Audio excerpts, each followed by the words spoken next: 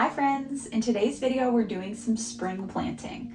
These are the first seedlings that we are putting in the ground for 2025, which is super exciting because it means that the 2025 garden has officially begun. Let's go!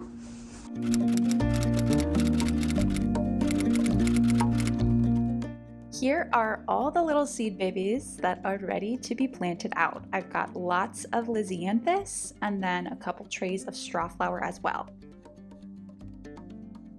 Here is our very messy main gardening space. Right now we've got lots of plant remnants and leaves from last year in here. I generally leave my plants to die back over the winter, and I leave those roots in the ground over the dormant season because those decomposing roots are good for our soil health, as well as any seed heads remaining on our flowers can help feed the birds over the winter.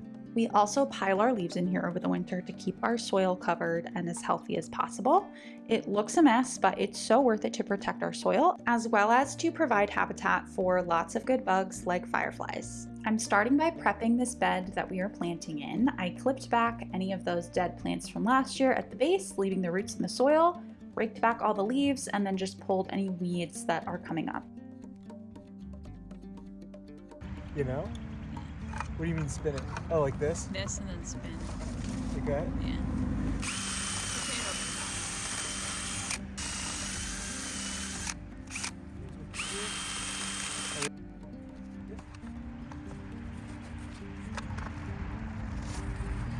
My whole rear end is out. I always forget where the camera is and end up like bending over like ass to camera. You'll get more viewers if you do. I know. Now that we have cleared this bed, we are on to planting. We're starting with the Lisianthus, and we're using this little square foot gardening tool to mark the spacing. Greg has also hacked a fake little auger drill bit to drill planting holes. He just put a big screw eye in his drill, and it actually does a decent job of making planting holes for these.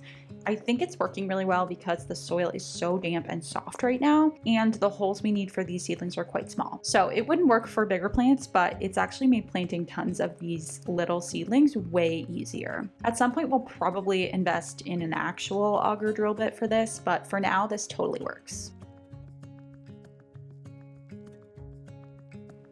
Greg is pre-drilling all the holes, and I'm just going through and popping all these seedlings in. I went back inside to grab a butter knife. This helps get the seedlings out of these trays.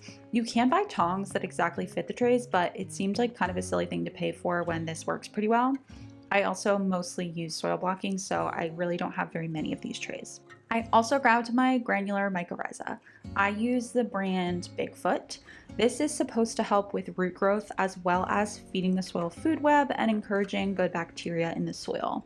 It's also got some good ingredients like worm castings and biochar for micronutrients, so I'm just sprinkling a little of this in each planting hole.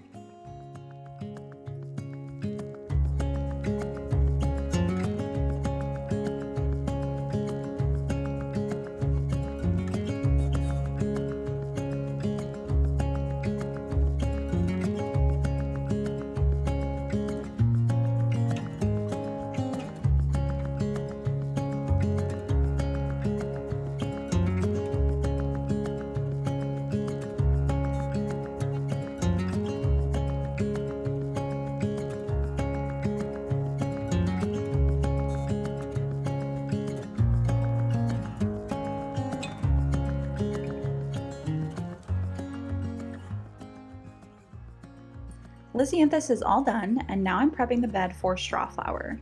You'll notice I'm leaving some green in here. I generally leave native plants like violets and wild strawberries to grow in my garden unless I need to plant directly where they're growing. This provides a natural ground cover, which helps to protect that soil. It also incorporates natives into my garden in a super easy, low effort way. Violets stay close to the ground and spread by rhizome and seed, and they're really easy to remove, so I'm not super worried about them strangling anything or taking over. I also tend to leave a few dandelions as I've noticed that the bunnies prefer them, and so if I leave a couple dandelions, they tend to eat those before they go after my plants.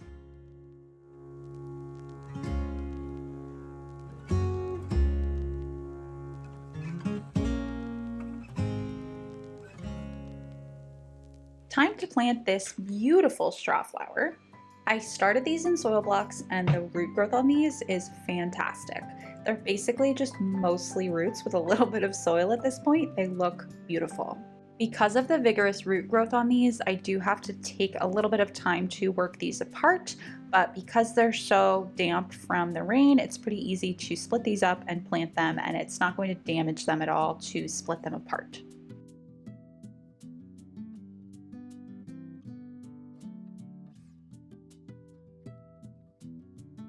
We are planting these in March, which is before last frost in our area.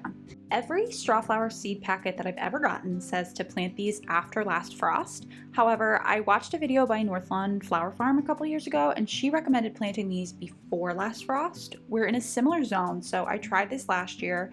I planted them about 5 weeks before last frost and they did fantastic.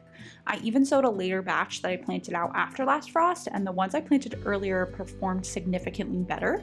They grew taller and bigger and produced more blooms. So I'm planting these again early this year. It's a little risky to monitor if it gets super cold, and I actually did have a night or two in the 20s that kind of wrecked these little guys. We covered them with leaves, but I think it wasn't quite enough. But they did rebound and they're looking great now. They've put on some growth, so plants are often more resilient than we give them credit for. These are doing fine, so I will continue to plant these before last frost because I think the overall growth that you get is way better.